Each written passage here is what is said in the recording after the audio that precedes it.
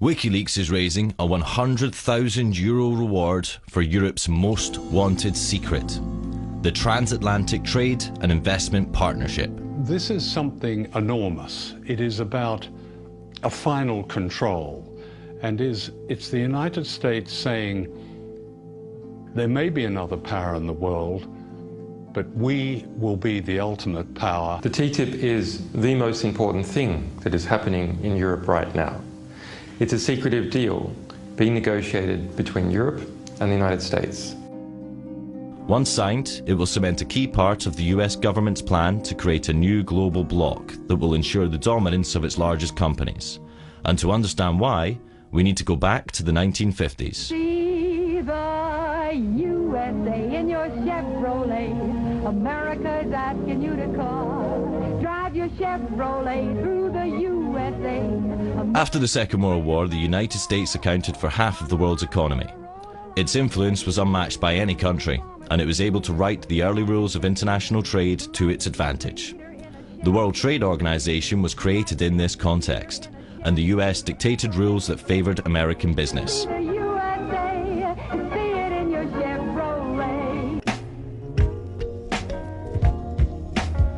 But as economies like China and India joined the WTO, it became a more democratized arena, and the US found it harder to control its decision-making. At the WTO, at its Doha rounds, India spoke up and Brazil spoke up, and the US lost control.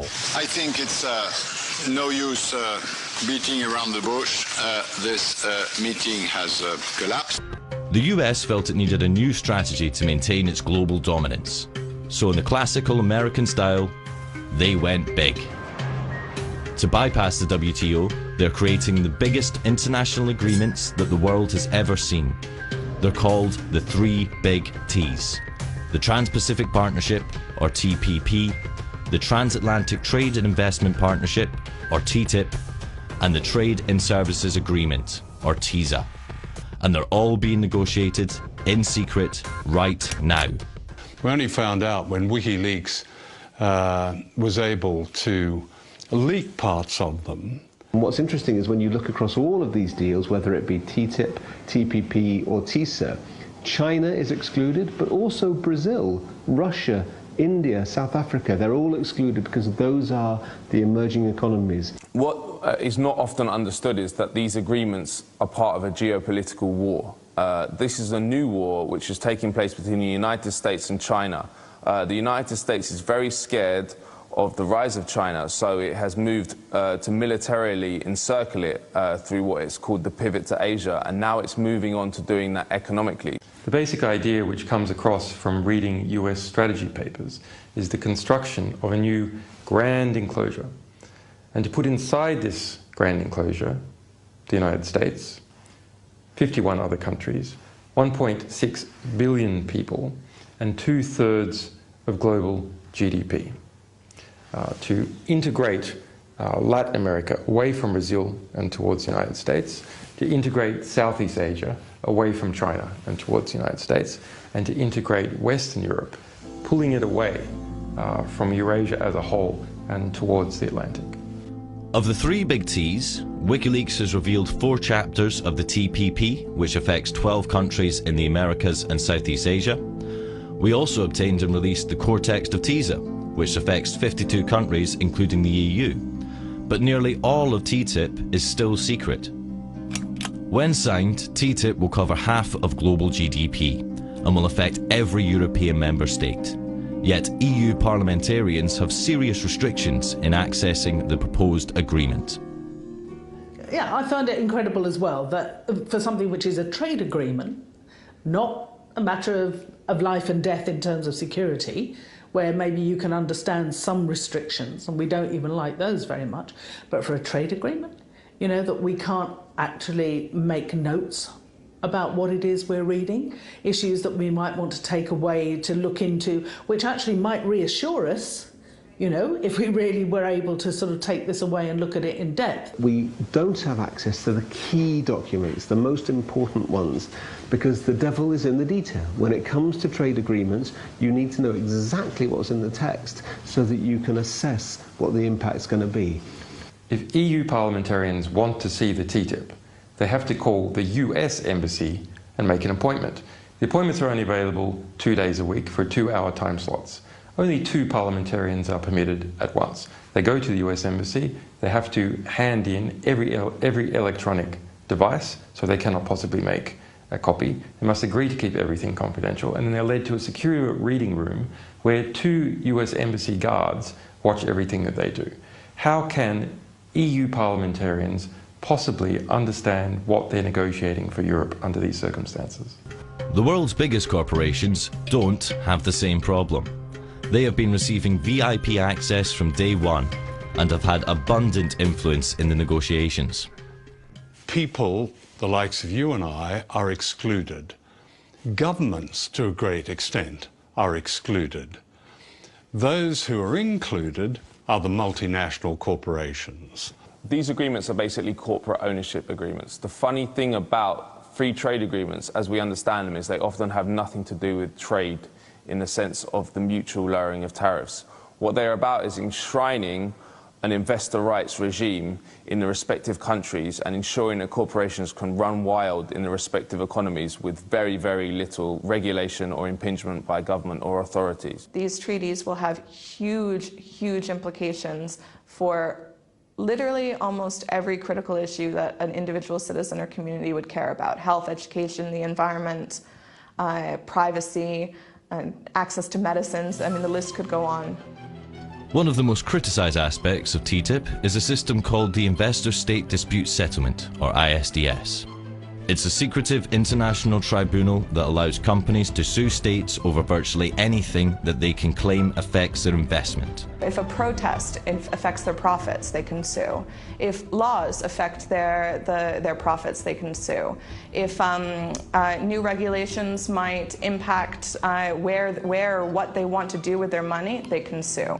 This is a new power which will be handed over to US corporations to sue the governments of Europe in a parallel judicial system which is available to them alone. So people have no access to it, domestic firms have no access to it, governments have no access to it. It's just there for foreign investors, in this case, US corporations. Based on ISDS history, critics argue that European state sovereignty and democracy are at serious risk.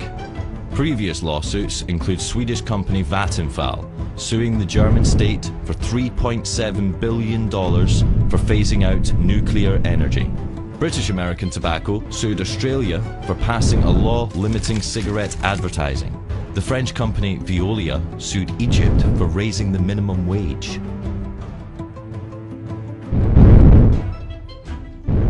TTIP advocates say that in order for the EU and US to become a single market, regulatory barriers need to be eliminated.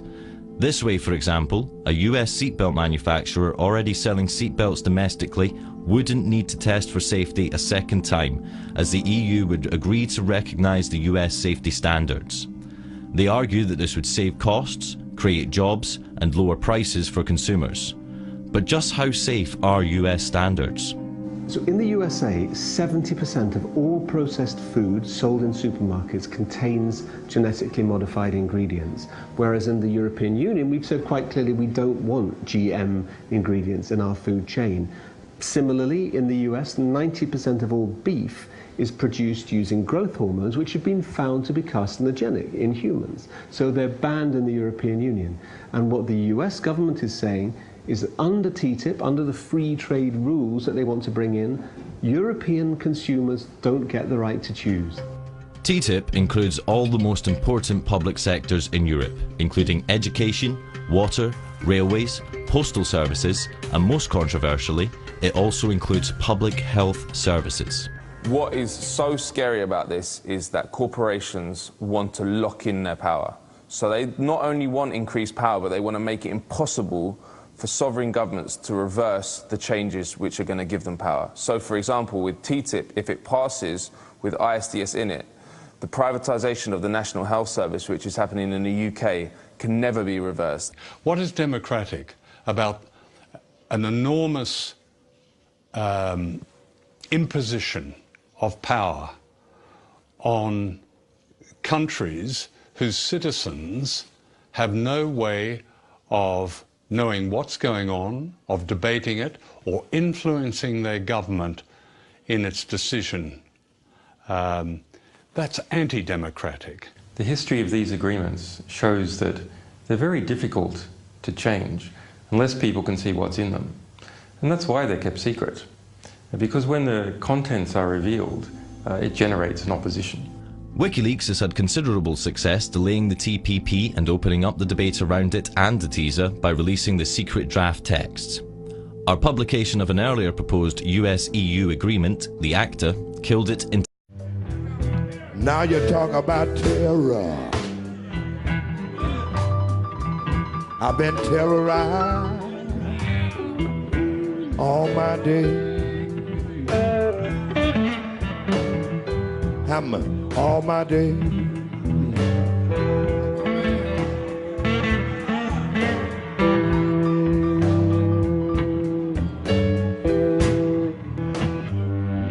Hi, I'm Chris Hedges. Welcome to Days of Revolt.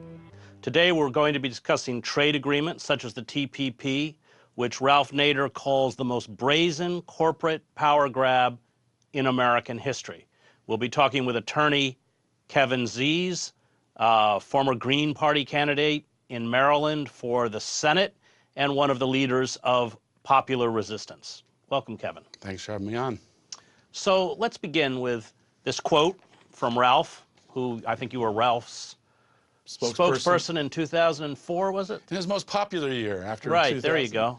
It was a pleasure to work with Ralph that year. Well, I think we're both huge admirers of Ralph Nader. And so this is Ralph's response when I called him up after the TPP was, the Transatlantic Trade and Investment Partnership was made public. The TPP, along with the World Trade Organization and the North American Free Trade Agreement, is the most brazen corporate power grab in American history. It allows corporations to bypass our three branches of government, to impose enforceable sanctions by secret tribunals. These tribunals can declare our labor, consumer, and environmental protections to be unlawful, non-tariff barriers subject to fines for non-compliance. The TPP establishes a transnational, autocratic system of enforceable governance in defiance of our domestic laws. And let's begin by talking or clarifying that this is part of a triad of agreements. That's right. And then maybe you can respond to Ralph's. Sure. Yeah. President Obama has been pursuing in secret negotiations three major trade deals that will create a complete global network of laws that favor corporations. These laws have been written of, by, and for the corporations. We've gotten to see one of them, the Trans-Pacific Partnership, and it's not as bad as we thought. It's worse. Right. And that's the TPP that covers the Asian countries. About 12 countries are involved in that. And it's 40% of the GDP. Right. And then they have another agreement, the TTIP, the Transatlantic Trade and Investment Partnership, which was with Europe. And then the third one, which is the biggest one that's got the least attention and maybe have the most impact, is TISA, the Trade and Investment Services Agreement. And that covers services, which is 80% of the U.S. economy. Now we're talking about postal services, educational services, health services, accounting, legal services, 80% of the U.S. economy. And so that's a massive deal. So these are three deals. TISA has 50 countries involved. What's not in any of these deals, by the way, is the BRICS countries, Brazil, Russia, India, China, and South Africa. The BRICS countries are kept out. Pretty interesting. I think that's because what we're looking at here is really a next stage of the global capitalist empire dominated by the United States and Western corporations. That's what this is part of. And so I think it's important to put in that concept. It's not a coincidence that while we're negotiating TPP, we're also doing, Obama is also doing a Asian pivot surrounding China with military. It's not that we're doing TTIP with Europe at the same time that Obama is ringing Russia with NATO military troops, because this is part of a global empire that the U.S. runs pretty much on behalf of global transnational corporations. And now it should be clear in the second set of agreements that you mentioned, we haven't seen those yet. We haven't seen it. The only reason we're seeing TPP is because we had an intense fight in Congress over the issue of fast track. Fast track is trade authority for Obama, where he can sign the agreement before Congress considers it, limits Congress's power greatly to an up or down vote. This was something, you know, created or dreamt up by the Nixon. Nixon was the first president to have fast And essentially track. it eradicates the possibility of public debate. Exactly. Congress holds no hearings, there's no testimony, no witnesses. And they're not allowed to make any amendments, no changes, nothing. Up or down vote, that's it. And in the Senate, there's no filibuster, so it's only 50%. You can't force them to 60 votes. It's only 51 they need. And so it's a very restricted Congress. And all these agreements, by the way, as Ralph mentions in that quote, greatly restrict each branch of government, and Congress is really... Well, let's talk a little bit about how they do that, this kind of, you know, part of this kind of creeping coup d'etat. Corporate coup d'etat that's taken place. I just want to say one more thing about this coup d'etat. This is just one aspect of it. You know, we're seeing the corporate power grow in the United States with Citizens United and the buying of elections and all that corruption. But we're also out of places like the World Economic Forum. They've come out with a working group called that's redesigning the Global Redesign Initiative. That's redesigning the way governance works to minimize the nation state and maximize transnational corporate. They want the UN to become a hybrid government and corporate body. So that's what the World Economic Forum is working on as this is all going on too. So this is a big, big fight about where we go. This is the epic struggle of our times. Corporate power versus people power. Now the way that what Ralph was talking about in that quote was one aspect of this, which is the trade tribunal system, which already exists, but this is expanded. For the first time, for example, financial services can use the trade tribunals to overrule legislation to regulate the big banks. Now these trade tribunals, they're three-person tribunals. They're made up of corporate, you know, lawyers. One of the things I think I was speaking with you that you told me is that if you're a citizen or advocacy group, you're excluded from even going to these. Yeah, you know, in our federal court system, which is the third branch of government that Ralph's favorite branch, I think. He just opened a museum. Right, a tort museum. In his hometown, a wonky tort museum, which is a great museum. People should go to Winstead to see it, by the way. But anyway, it undermines it. In our federal court system, an individual can sue a corporation. They can find a lawyer who takes it on retainer. They don't only get paid if they win. You get a jury of your peers to decide it. It's a whole, that's a real court system. Right. It has lots of weaknesses that need to be improved on. They've been cutting back on it as much as they could with so-called tort reform, as Ralph calls tort deform. So it's getting weaker, but it's still an important branch of government. This overrules that. Our courts cannot review what a trade tribunal does. The trade tribunal judges are 3 corporate lawyers who can also represent corporations in other cases.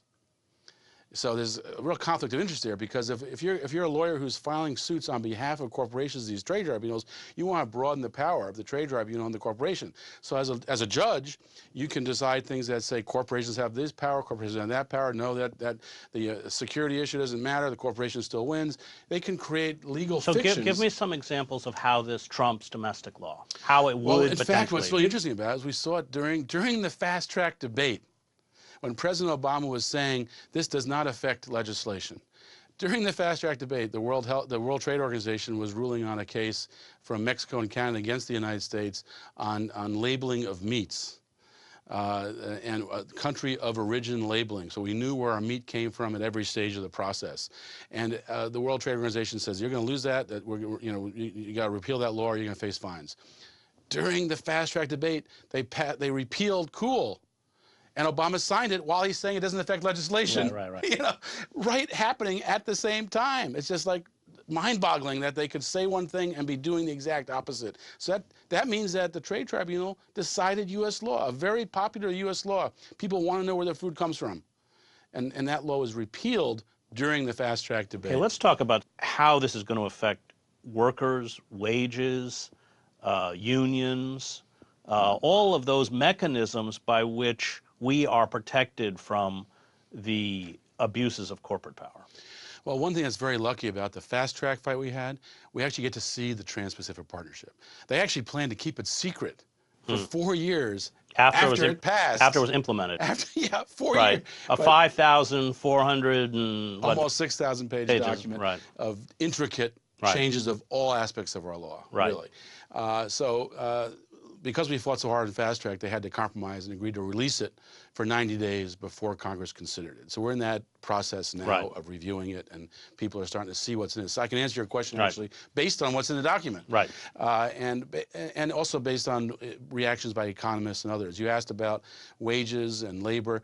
Well, the research shows that 90% of Americans will have their wages go down. Only the top percent will see an increase in wages. And explain why. Because we're in a race to the bottom. One of the provisions of the TPP that we didn't really know about until we saw the published document was an immigration provision. Unlimited immigration for businesses.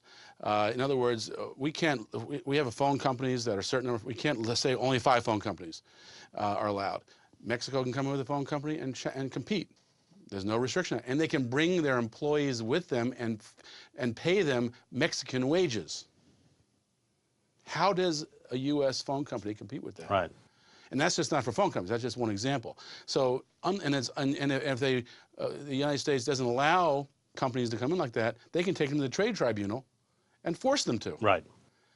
We're losing control of our sovereignty. We're losing control of our economy. We're losing control of our democracy. On the environmental let's go back to wages, because you had made a point in this interview that I did with you, you know, wages in Vietnam are what, 35, 65 cents an hour, and that in essence, this trade agreement forces the American workforce to become quote unquote competitive in a global market. Yeah, and how is that possible? How can American workers, when 51% of Americans right now are earning under $30,000 a year, near the poverty level, near the government's poverty, which is already, you know, in reality, poverty is much higher than that. Right. But even with that artificial poverty, most workers are earning that now. How can we compete with 60 cents an hour in Vietnam, with 90 cents in Which is Peru? essentially what these agreements are forcing us to do. What they're doing is they're giving corporate power the ability to force down wages, to go where the wages are lowest, to go where they can get the cheapest resources, to where the most lax laws on taking resources out of the ground. You know, on all these issues, it is a race to the bottom. And so people have to rise up now. Right. Because this race to the bottom will affect every aspect. Our foods will be less safe. Right. You know, the provisions now allow for a corporation, when food's being inspected at the border, a corporation can stop the inspection if it's going to take too long, if we have to send it in for testing to see what kind of poisons are in it. The corporations can sue to stop that. So the ISDS, they can sue if there's any interference by government for projected profits. Exactly. And that's another thing about this. In addition to having these corporate lawyers who also serve as corporate lawyers, corporate lawyer judges and corporate lawyers, deciding, they can decide the penalty. And the expected profits is one of the penalties that can So give me an example of how that might work. A fracking company decides to frack in an area. The government then decides that fracking is illegal, it's too risky for the environment in that area, it's too close to the underground water supply, and they ban it. Or they even regulate it. Right. A fracking company a foreign fracking company, because domestic companies don't have this power, just the foreign companies can sue. So actually our domestic companies are put at a disadvantage. Right. The foreign company can sue not just for what they invested in starting the process of figuring out fracking and testing wells and stuff, but also for their expected profits, what they thought they were going to make before the government acted in the public interest. So it just eviscerates the potential of public interest. I mean, in the United States, we'll have problems with that too, but can you imagine a poorer country like Vietnam where there's desperation? Are they going to pass a law that raises wages? Are they going to pass a law that protects the environment? Are they going to pass a law that requires worker safety or consumer standards when they know they can be sued by Goldman Sachs or by Monsanto? Well, and we also know that those laws, even when they're passed, are almost never enforced. I mean, we see that in places like Vietnam or China. That's right. You have lots of unions in China, but they're unions that are friendly. The government run. unions. And that's what Obama's talking about, how great it is that Vietnam's going to have unions. Well, yeah, there'll be unions in name only. They will be unions that Well, Obama has said that the TPP reverses the more egregious acts by previous trade agreements like NAFTA. It's the exact opposite. In 2007, because of public pressure, the Bush administration agreed to a number of environmental standards, for example. That doesn't exist any longer. Labor standards, weakened. There's no enforcement of labor or environmental standards. And the environmental standards are written in such a way that they're unenforceable. Well, and we should also throw in that you can have the climate change conference in Paris. Exactly. They can pass non-binding agreements, and essentially these trade agreements obliterate them. Exactly.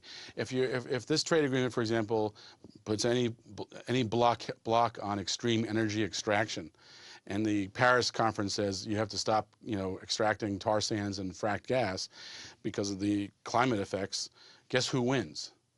The TPP wins, the TTIP wins, TISA wins, the trade agreements that become law, and they become essentially treaty-like law, which surpasses every other law. So I'm going to talk about TISA, but first let's talk about pharmaceuticals, because that's a big issue. That's a very interesting issue. It's interesting in two ways.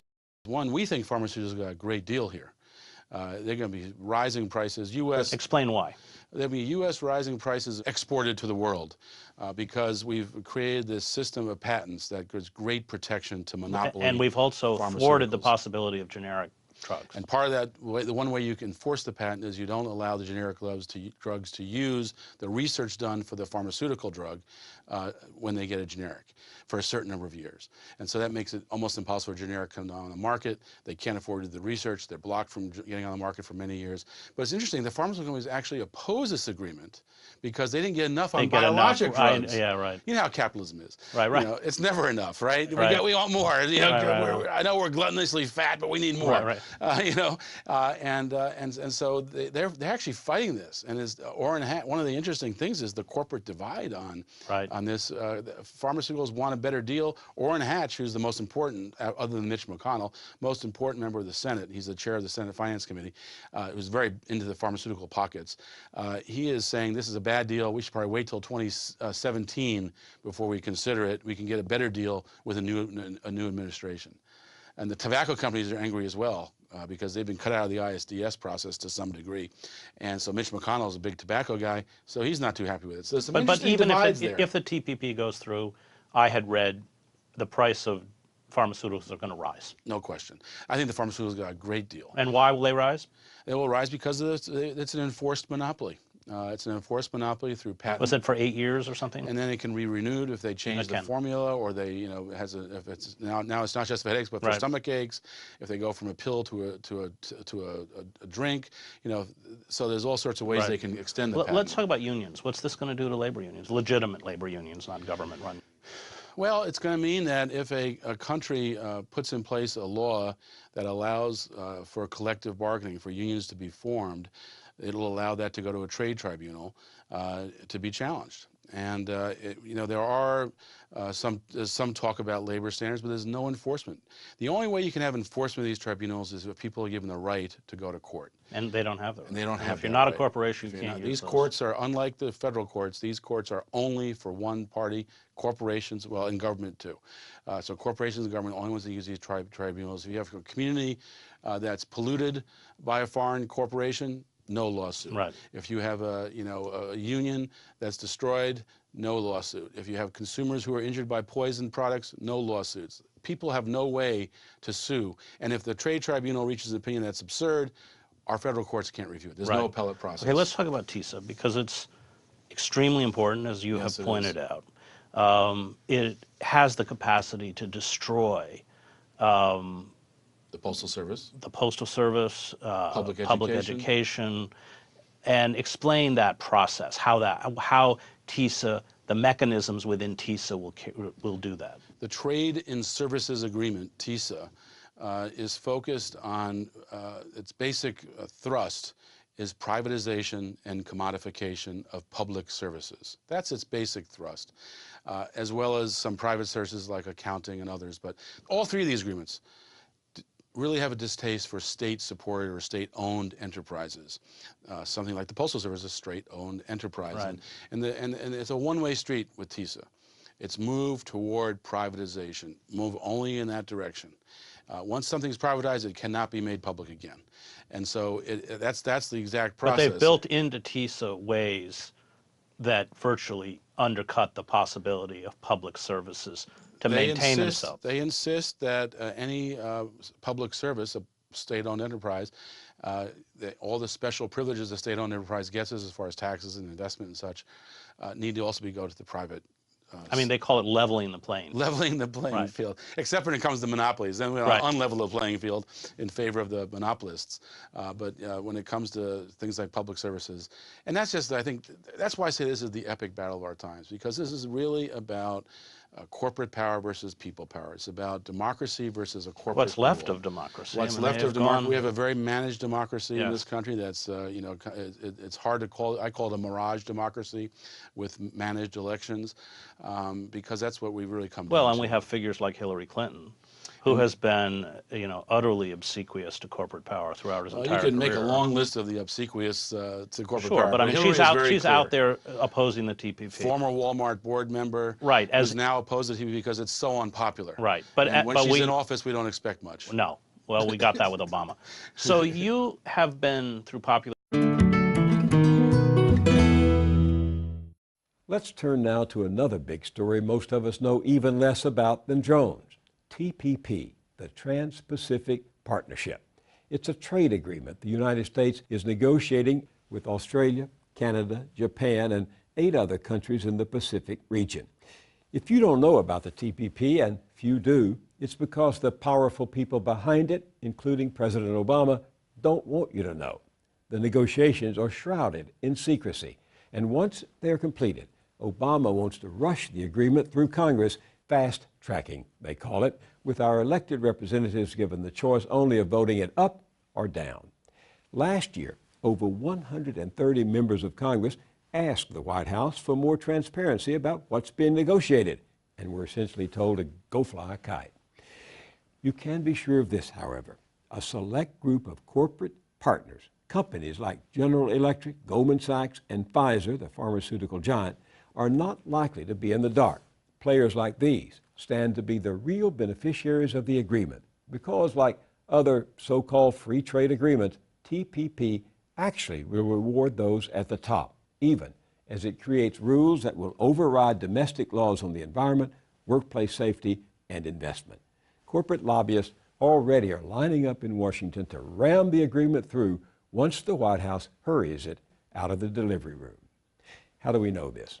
Because some vigilant, independent watchdogs are tracking the negotiations with sources they trust, and 2 are with me now.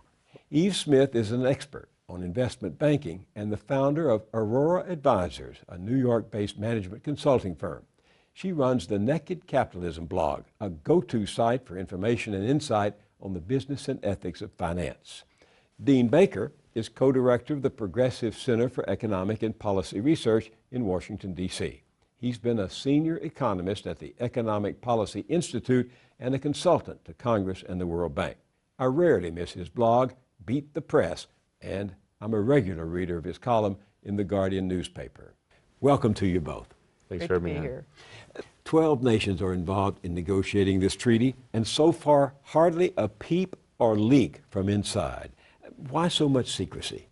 Well, it's a very strange procedure here. Essentially what you've done is you've parceled out chunks of the agreement. So you have an agreement, a portion of it dealing with prescription drugs, you have a portion dealing with the internet, you have portions of it dealing with various aspects of environmental regulations, and you only have those parties to the table that are directly involved. When I'm saying directly involved, essentially the industry groups. So it's not as though we brought the environmentalists there to talk about what sort of environmental regulation we want around fracking. You have the industry groups, the oil and gas industry. They're sitting down there with their counterparts in the other countries deciding what sort of regulations you'll have on fracking.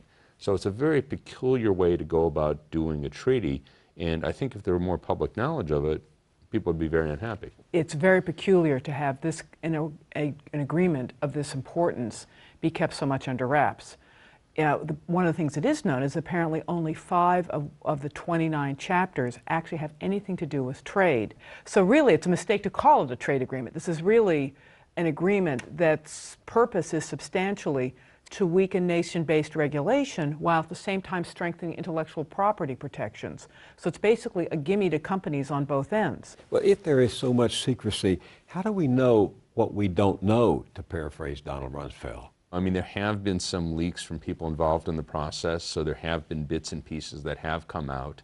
But it's very difficult to really know what is in there. They give limited access to members of Congress, and this again, he was just making a comment about that. This really, to my mind, is quite a scandal. So even a member of Congress, our elected representatives, can't just go in there and say, let me see where this stands, where the latest text is. They can get limited access to parts of it. They can't bring their staff in, and they're basically sworn to secrecy. Some people have seen pieces. One of the groups that's been very on top of this has been a Washington, D.C. group called Public Citizen. And from the pieces they've been able to put together, they see that it, for example, will allow drug companies to increase prices, to extend the term of their patent, so the patent protection will go longer. It'll be much longer before anything will become generic. It would restrict buying local of all sorts. So, for example, governments would not be able to, say we're only going to be able to buy from people in state or people in the U.S. It would make things like GMO labeling impermissible. It would weaken environmental regulations. For example, you couldn't say, gee, Chinese tilapia, we don't want to import that anymore because it's become too toxic. That kind of restriction would not be permissible. Yeah, let me carry that even a step further with the prescription drugs, just to try and put some dollars and cents on that. We spend around $300 billion a year on prescription drugs. Without patent and other similar protection, we'd be spending about $30 billion. So this is, how much we're paying extra for prescription drugs because we have patent-related protections. Now, you could imagine a trade agreement. If this were really about trade, we'd be going, how can we bring those prices down? But instead, what you have is the drug companies there, and they're not talking about how to bring them down. They're talking about how to bring them up, primarily in other countries, but they'd like to bring them up in the United States as well. Is that free trade? It's the opposite. Patent laws, free trade? It's a protection, and that's what Right. I just find so amazing. It's called patent protection, and then they're going, that's free trade, and go, no, this is a government-granted monopoly, and that just speaks to, how convoluted our language has become, that it's not free trade if we don't extend a government-granted monopoly long into the future. Doesn't the entertainment industry also stand to gain? Yes, one of the things that there's a European counterpart of the Trans-Pacific Partnership that's also under negotiation. And one of the things that France is upset about is that they provide subsidies to their entertainment industry. The idea that a French film that would only appear in an art house cinema is any threat to the American movie industry, that's absurd, and yet that kind of thing would not be permissible under that version of the deal.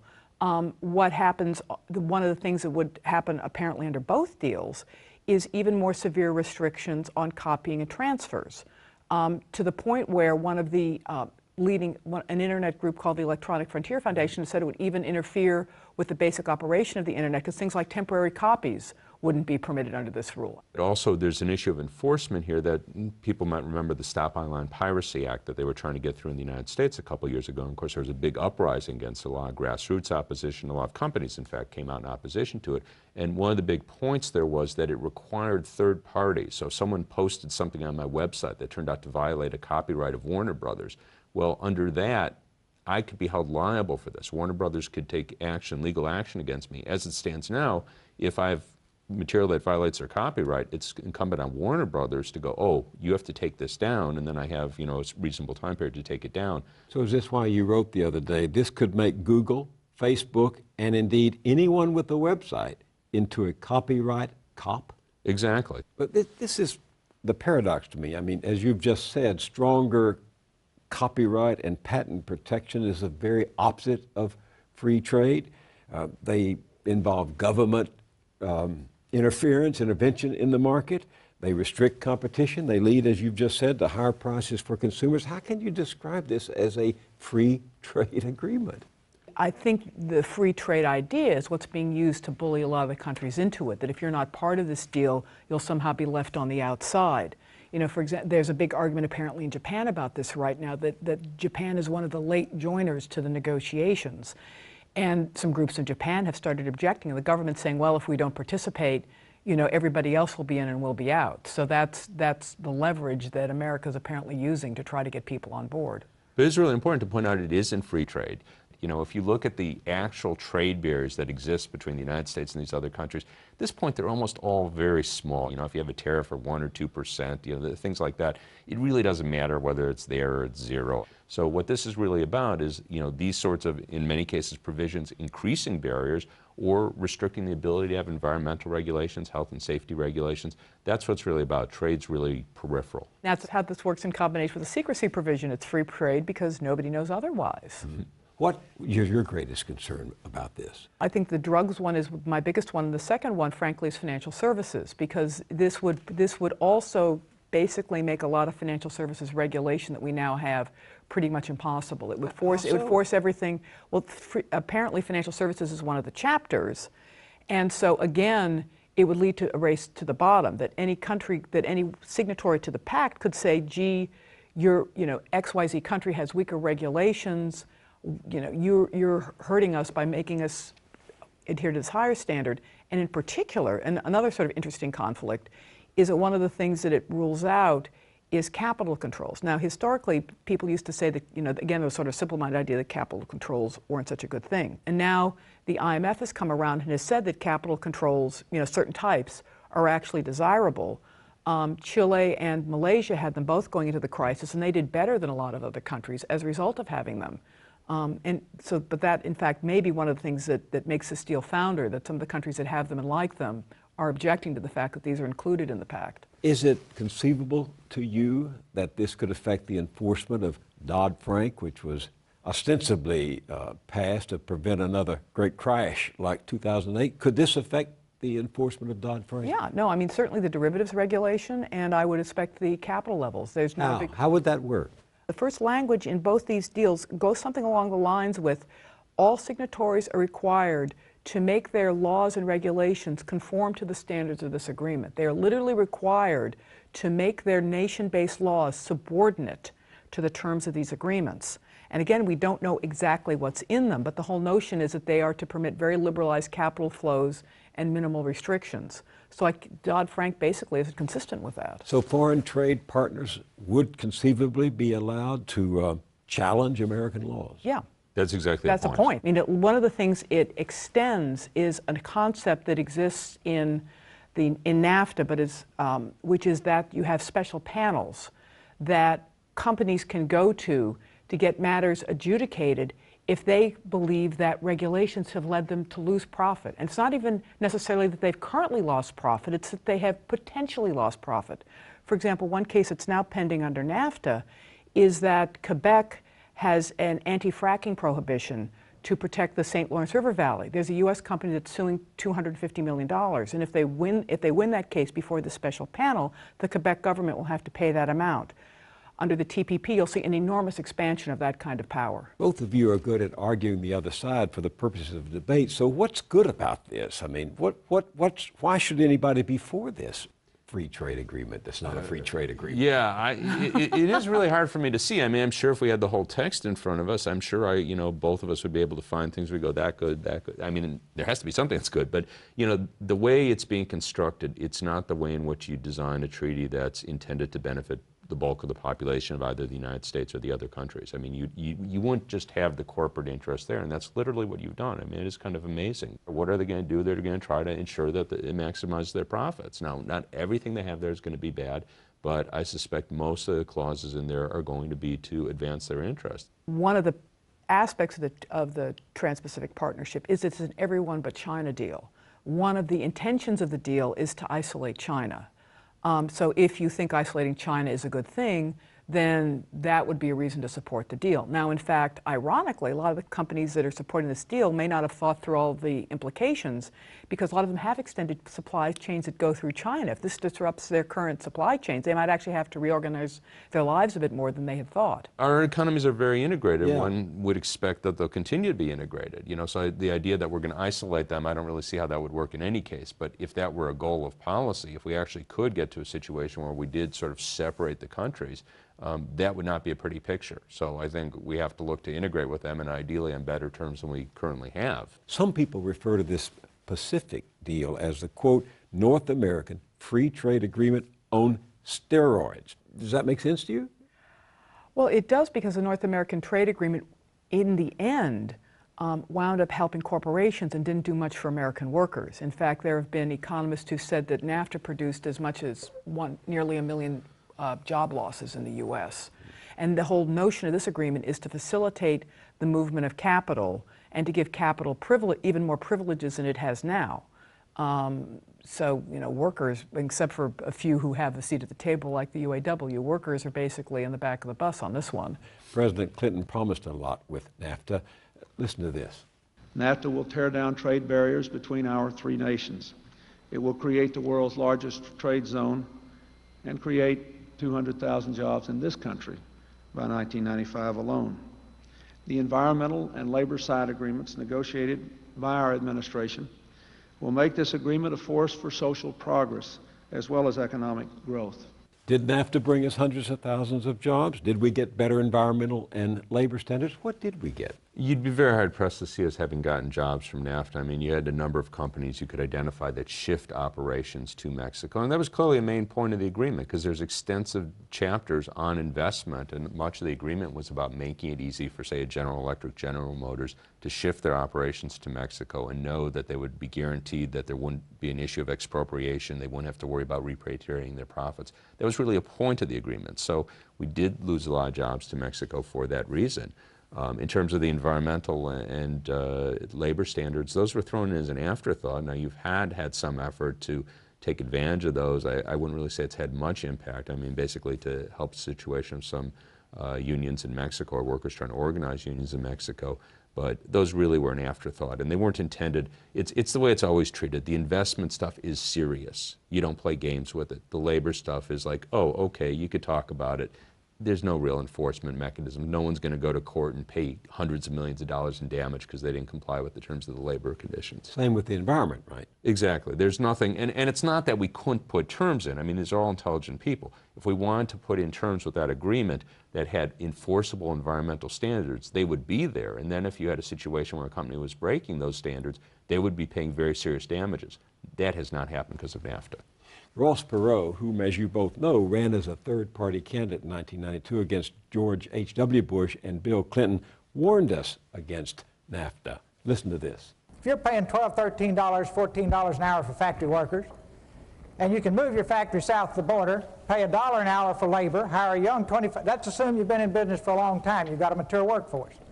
Pay $1 an hour for your labor, have no health care, that's the most expensive single element in making a car, have no environmental controls, no pollution controls, and no retirement, and you don't care about anything but making money, there will be a giant sucking sound going south. He was prophetic. Yeah. Well, and the funny bit about his math is that actually one of the things which is distressing, and apparently this is actually worse than the TPP, but the companies have tended to move production even when the economic case was very weak. And so when that happens, what you're really seeing is a transfer from you're not really seeing shareholders benefit. You're basically seeing a transfer from factory labor to the top executives, that you're cutting their pay. I mean, there are industries like furniture. I mean, when you think about it, you've got U.S. wood and you're shipping it to China and then shipping it back. You know, a lot of the values in that wood, you lose a lot in the transit time. You also lose a lot in flexibility. And people in industries where you've got a lot of U.S. content in things that are shipped overseas and then sent back, and they've said the economic case just isn't very strong, but we did it because our stock would get a pop from. During the 2008 campaign, candidate Obama was skeptical about NAFTA. Here's what he said then. Scrap NAFTA, Senator Obama, or fix it. I would immediately call the President of Mexico, the President of Canada, to try to amend NAFTA, because I think that we can get labor agreements in that agreement right now. And it should reflect the basic principle that our trade agreements should not just be good for Wall Street, it should also be good for Main Street. And the problem that we've had is that we've had corporate lobbyists oftentimes involved in negotiating these trade agreements, but the AFL-CIO hasn't been involved. Ordinary working people have not been involved. And we've got to make sure that our agreements are good for everybody, because globalization right now is creating winners and losers.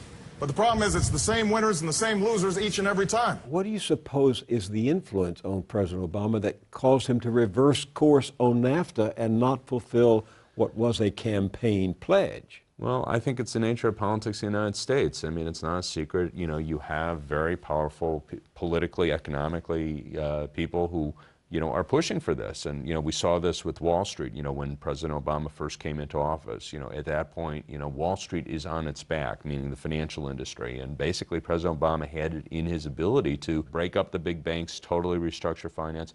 He decided not to go that route, and his top advisors, well, Robert Rubin clearly had an enormous role, was the top executive at Citigroup and formerly Goldman Sachs.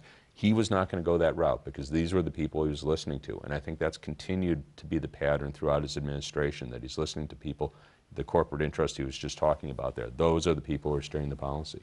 I mean, I'd go a little bit further than Dean on that, in that when you look at Obama's record of his campaign promises versus what he's actually done, there's sort of a normal, acceptable level of political lying, and Obama has gone way past what is historically been normal in terms of politicians fudging and then doing something else when they've been in office. This is just another example. Do you buy Dean's argument that it is the power of Wall Street? And it is I think Obama's fundamentally a very conservative person. The idea that he ran as the anti-Bush because the country was desperate for somebody other than Bush. So he sold what would sell. He's liberal on social issues, but economically, he's not very different than the Republicans. This discussion brings me to the economy. As you both know, the September jobs report, which was delayed by the government shutdown, was weak by all reports. What is it going to take to turn our economy around for working people and middle-class people out there who really are in pain? Well, we clearly need much more rapid growth, and it's just not on the agenda. And it's sort of like, they seem to be hoping, when I'm saying they, people in Washington, including the Obama administration, somehow something's just going to jump out of nowhere, and the economy doesn't work that way. So, if we're going to see more rapid growth, it's fairly narrow places it has to come from. Are we going to see some surge in consumption? Very hard to see. Is there going to be a surge in investment? Very hard to see. Basically, the government's the one entity that has the ability to boost the economy. By spending money. By spending money. Larger deficits, that's what it boils down to. And that's, you cannot say that. I mean, I've talked to people in the administration, talked to people in Congress, they go, oh, I'll get killed if I say that. Well, someone's got to say it because that happens to be true. Do you believe it? Absolutely. I mean, if you want to look at the economy in a very simple way, we'll just get rid of the import-export sector because for the U.S. this won't change the story. You've got households, you've got the government, you've got businesses. Households tend to be net savers because people save for retirement and emergencies. Businesses, we like to think of as businesses being net borrowers because businesses invest and spend. And then therefore, the notion is, the reason that a lot of people are opposed to government running deficits is that they're afraid that the government will borrow and crowd out business investment. The fact is that businesses, even in the last expansion under Bush, were net saving, which is, so basically capitalists aren't acting like capitalists anymore. They've gotten so short-term oriented. And in a weak economy, they pull in their horns, they don't spend a lot, they don't invest then either. And now we've got companies literally borrowing hundreds of billions of dollars. They've got record levels of cash. And what are they doing? They're buying back stock. So this is actually the time government should be running deficits, and yet it's anathema to say it politically. Why is that? I mean, it seems to me the other side has won the argument. Well, they've won it politically. What's striking is they've lost it completely in academic economics. This is an active area of economic research. At this point, there's been literally dozens of papers produced that show if we want to see growth in the economy today, the government's going to have to run larger deficits. So the opponents of big deficits say, no, that's going to undermine business confidence. So whatever the government does by way of increasing spending, we're going to undermine business confidence about consumer confidence, so that will offset it. People have studied this, and including the International Monetary Fund, which I mentioned here, because not so much that they're just authoritative, but they tend to be conservative. You'd expect them to typically be on the opposite side of this. They've produced a number of papers showing that no, the current context, bigger deficits will lead to more growth, more jobs. But politically, you can't say that. And I will disagree with Yves on this, because I do think trade actually could be part of this story. But here again, they can't talk about that. If you go to someone in the administration, to my view, if you want to see an improved trade balance, get the dollar down. Very simple. A lower value dollar means our goods are cheaper elsewhere in the world. Imports are more expensive to people in the United States, so we buy more domestically produced goods, fewer imports. Exchange rate policy is something they don't talk about. So the two things that could boost the economy, larger deficits, lower value dollar, are both things that they don't talk about. You both keep saying they don't talk about this crucial issue. They don't talk about that crucial issue. They don't take the stand and speak the truth to us. What's going on? I wrote something in 2010. I said that Obama believes that the response to any policy problem is better propaganda. And unfortunately, I think this is an illustration of that phenomenon. But is it better propaganda to be silent when people can't get jobs, the job growth is down, we need to spend money and they're not doing it? He won in 2012, even with a terrible economy. So it didn't, it didn't seem to, running bad policies didn't seem to prevent him from getting reelected. And the people in positions of power, they're basically doing okay. I mean, the stock market's up, corporate profits are at near record highs. So, for the people who are in power, they're doing fine. So I'm not saying that they're all, like evildoers who want people to suffer, but, I've been, I'm sure you could turn on the news any day of the week and you'll hear a round table like this. You won't be there, I won't be there, Iz won't be there. And they'll go, look, we just have to get through a tough time. And invariably, the people at the table aren't experiencing a tough time. So it's saying, those tens of millions of people that are either unemployed or partially employed, haven't had a wage increase in years, they're going to have to get through tough times. So there's a real disconnect. The people who are sort of making policy, passing judgment on policy, they're okay. It's all these people around the country that are really suffering who don't really have a voice. Yeah, I think it's even, and I think to amplify that, if you go to Washington, D.C., it's incredibly prosperous. And most D.C. people, to the extent they leave D.C., they come to New York. And if you stay in the better heeled parts, if you stay in Manhattan, things look fine in Manhattan. Now, you have to not look out the window of the Acela. I mean, if you did, you'd see how bad things are.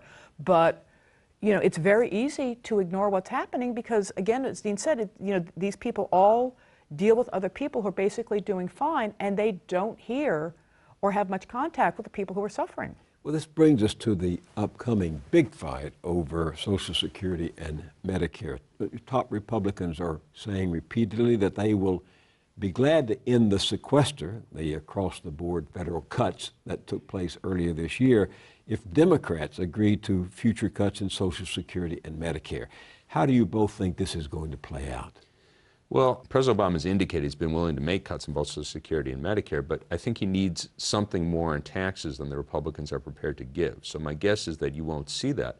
But it does have me very concerned. These are openly on the table. And you look at the condition of today's elderly, I think you're really hard-pressed to say that they have too much money. I mean, for 40% of their people, 40% people over age 65, their Social Security check is more than 90% of their income. And these are checks that average a little over $1,200 a month. So to say that these people are doing so well, we should be looking to cut back their benefits or have them pay more for Medicare, that to my mind seems 180 degrees wrong track. No, I think to put it more bluntly, no one is willing to talk about the fact that Social Security and Medicare cuts equal having old people die faster. And that the proposals to do that are indirect, and they've labeled them in technical language so that most people won't realize that's what's happening. I mean, change CPI, that's a my eyes glaze over term. Consumer Price Index. Right, and so that's the mechanism by which the Social Security is going to be cut, is that the cuts will basically lag the inflation that seniors experience. And yet, I can just show you the headlines. President Obama said the other day the country has to address, quote, long-term obligations that we have around things like Medicare and Social Security. The chair of the Senate Budget Committee, Patty Murray, Democrat from Washington State, says all issues are on the negotiating table. The number 2 Democrat in the Senate, Dick Durbin, told Fox News on Sunday that Social Security is going to run out of money in 20 years. Medicare may run out of money in 10 years. Let's fix it now. That's Dick Durbin, number 2 man in the Senate. I mean, it sounds like Democrats are in a bargaining mood. Absolutely. The one thing we have going for us is the vast majority of people across the country in both political parties are strongly opposed to these cuts. So that is the thing they have to overcome. So you get 75–80% of Republicans, Tea Party Republicans, are opposed to cuts to these programs. But just to take the specific points that Senator Durbin raised, if you look at Social Security, it's gone from being about 4% of our economy in 2000 to about 5% today. It's projected to be about 6% in 20 years. That's because we have an aging population, the baby boomers. We could handle that. That's not a big deal. But when you talk about Medicare, it's a totally different story. That's being driven by our healthcare costs. We spend more than twice as much per person as the average for other wealthy countries. We have nothing to show for it in terms of outcomes. We have to fix our healthcare system. So talking about we're going to take this from seniors is totally wrong-headed. Now we can go back to our trade deal and say, okay, let's get lower-cost drugs, let's get lower-cost doctors. There are things we could do to fix healthcare. I've been on panels with a lot of these people. They go, oh, but Dean, fixing healthcare is hard. Well, thought you were the tough guys. There's a piece of this that's even uglier, which is that the statistics that everyone relies on, all the people that you quoted, come from the Congressional Budget Office. The more skeptical economists who've looked at them have actually found pretty serious problems with their forecasts. That even though they are, quote, nonpartisan in terms of not being affiliated with either party, they have in fact taken a very deficit hawkish approach to the way they put their numbers together. Two economists who are at the Federal Reserve, and they are probably the two most qualified economists in the country, they wrote a paper on the CBO's healthcare cost forecasts, and they shredded them. So if you were to use these Fed economists' forecasts, you wouldn't be anywhere as near as concerned. You wouldn't have the drive to, quote, fix, end quote, these programs. But I think it's back to Dean's point that it's actually, for Medicare, it's a reflection of the way we do healthcare in this country. And the fact that we've got a doctors are paid for services, and therefore they have an incentive to recommend more services. You've also got a population which is trained to think that more treatment is better. The desire to intervene quickly, even for things that aren't very serious, is very strong here. Yeah, I'd agree with that completely. And just to make a couple points again, Social Security, I think it's just absurd to think of this as a problem. We're aging. I don't think that's a bad thing. I mean, we could all have us die younger, but I don't think people would really think that's a good story. So that's going to cost money. And it does cost more money today than it did 20 or 30 years ago. It's going to cost more money in 20, 30 years from now. If people have normal wage growth, if people got their share of economic gains, we'd be talking about before-tax wages 30 years out that are 40 or 50% higher than they are today. You know, that's not an issue. Now, when it comes to health care, you know, he's exactly right. But the other thing, you know, I think we have to put this in some context. We don't know, and I think you're exactly right that the projections are likely too high. But let's say the Congressional Budget Office projections prove right. I don't think we're going to have morons running the country in 25 years. So if it really is the case that we're looking at these really big health care costs, they will be able to deal with that then. On what basis do you make such a prediction? Well, the reality, however much I might be critical of Congress and the President, we don't have a history of runaway deficits. As much as they like to say, oh, we actually don't, you know, and I'd argue they probably did too much. You know, you go back to the Clinton years, you know, they said, oh, we got to balance the budget, and of course they did. But the idea that we just had exploding deficits that, you know, Congress and the President just looked the other way, we don't have any history of that. Eve, explain this then. It seems that although the facts and argument may be on your side, the politics of it is going in the other direction. Well, there's a very effective messaging apparatus that doesn't include middle-class Americans. I think that's what it boils down to. You know, that the people that the reporters get their information from are the ones that significantly push stories. And a very significant percentage of the stories that appear for a very long period of time have always been driven basically by press releases or messaging. And Pew's studies have basically found the same thing's true now, that half the stories are literally promoted to the media. And then at the other half, inevitably, if you're a journalist, you're going to call some famous person who's legitimate, you know, to get the sort of plus and minus. And most of the famous people who are legitimate are, you know, either they're important government officials who are largely on board with the story, or they're going to be business interests. There are unfortunately only very small pockets of people who are considered to be legitimate that a journalist would call to get the other side of the story. We started with free trade. Let's close with free trade. You're on the board of an organization called Just Foreign Policy, and that organization is offering a reward to anyone who can give it a copy of the negotiating text of the Trans-Pacific Partnership Agreement. Any takers so far? Not so far. So the idea here is that we do have people who are involved in the negotiating process. They have access to at least parts of the deal. So the hope is that someone from good conscience, presumably more than, you know, the hope of getting a big reward, will feel the urge to make it public. And, you know, the organization Just Foreign Policy, I'm on the board, but I don't play an active role in running it, will be happy to then post on the web so that, you know, people across the country, and really, you know, in all the countries, will have an opportunity to see it. So in the last word here, both of you, the argument is this Trans-Pacific Partnership Agreement will ensure a freer flow of goods and greater prosperity. The other side of it really serves essentially what we know about it, the corporate interest. Is that where you come down? Very much so. I mean, this really is a deal that's being negotiated by corporations for corporations, and any benefit it provides to the bulk of the populations of this country will be purely incidental. There'd be no reason to keep it so secret if it was in the interest of the public. Eve Smith, Dean Baker, thank you very much for being with me. Thanks for having me on. Thank you.